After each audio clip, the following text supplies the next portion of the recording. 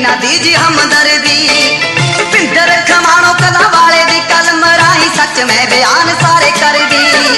पिंदर खमाणो कला वाले दी कलम राही सच में बयान सारे कर दी।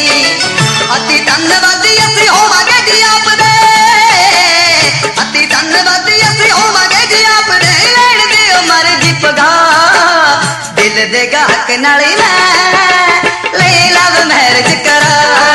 मेरे दिल दे गाहक नाल मैं ले लव मैरिज करा। मेरे दिल दे गाहक नाल